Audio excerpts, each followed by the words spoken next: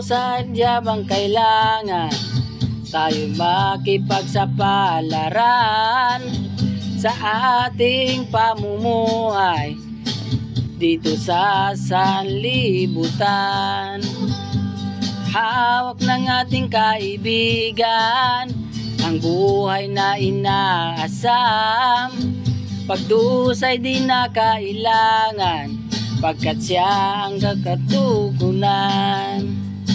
Kapayapaan sa gitna ng kaguluhang di makakayanan, pagsubok at kasaganaan, ito'y aking